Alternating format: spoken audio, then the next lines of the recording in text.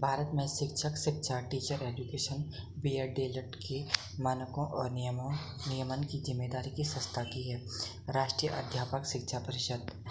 राष्ट्रीय अध्यापक शिक्षा परिषद एनसीटीई। एनसीटीई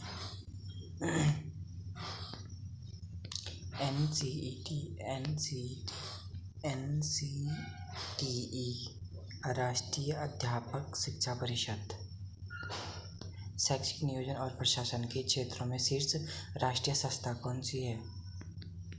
शैक्षिक नियोजन और प्रशासन के क्षेत्रों में शीर्ष राष्ट्रीय संस्था कौन सी है? ये है आपकी Nipah.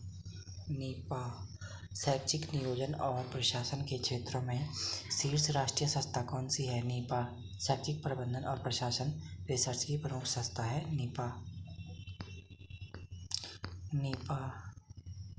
National institute of education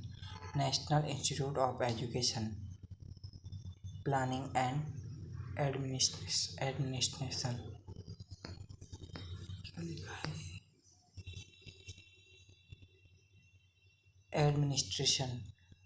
national institute of education planning and administration.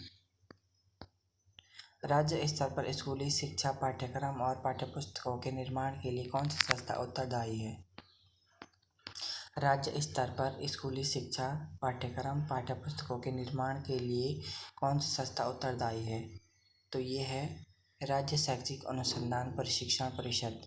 राज्य स्तर पर स्कूली शिक्षा पाठ्यक्रम और पाठ्यपुस्तकों के निर्माण के लिए कौन सी संस्था उत्तरदायी है? राज्य शैक्षिक अनुसंधान और प्रशिक्षण परिषद SCERT। राज्य शैक्षिक अनुसंधान और प्रशिक्षण परिषद। जिला स्तर पर प्राथमिक शिक्षा और शिक्षकों के प्रशिक्षण की जिम्मेदारी किस जमीनी संस्था की होती है? जिला स्तर पर प्राथमिक शिक्षा और शिक्षकों के प्रशिक्षण की जिम्मेदारी किस जमीनी संस्था की होती है? डाइट की।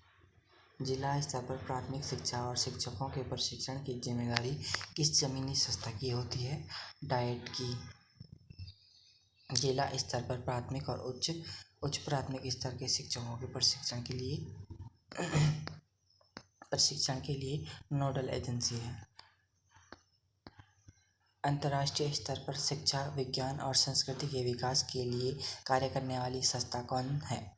अंतर्राष्ट्रीय स्तर पर शिक्षा विज्ञान और संस्कृति के विकास के लिए कार्य करने वाली संस्था कौन सी है? ये है यूनेस्को। वैचारिक और मिश्रित अनुप्रयोगों आधारित क्वेश्चन। जब एक छात्र अपने शिक्षक से गणित की कक्षा में सवाल पूछता है तो वह शिक्षा के किस स्रोत का उपयोग कर रहा है? औपचारिक और सक्रिय साधन। जब एक छात्र अपने शिक्षक से गणित की कक्षा में सवाल पूछता है तो वह शिक्षा के किस स्रोत का उपयोग कर रहा है? औपचारिक और सक्रिय साधन। औपचारिक और सक्रिय साधन। कक्षा में पढ़ाई होना औपचारिक है और सवाल जवाब होना सक्रिय अंतःक्रिया को दर्शाता है। एक बालिका अपनी दादी माँ से लोक कथाएं सुनकर नैतिक मूल्य सीखती है। यह शिक्षा का कौन सा रूप है? एक बालिका अपनी दादी माँ से लोक कथाएं सुनकर नैतिक मूल्य सीखती है। यह शिक्षा का कौन सा रूप है? अनौपचारिक शिक्षा। राष्ट्रीय मुक्त विद्यालयी शिक्षा संस्थान। राष्ट्रीय मुक्त विद्यालयी शिक्षा संस्थान। राष्ट्रीय मुक्त विद्यालयी शिक्षा संस्थान निम्नलिखित में से किस श्रेणी में आता है?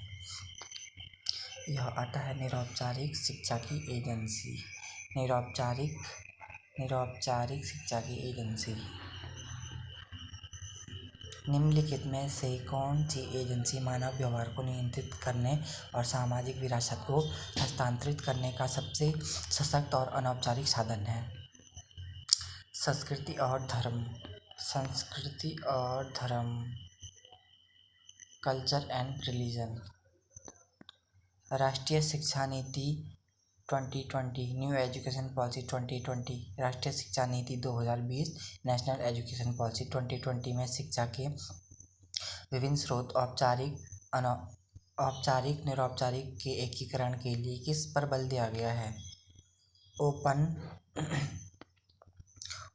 ओपन डिस्टेंस लर्निंग और ऑनलाइन शिक्षा को बढ़ावा देना।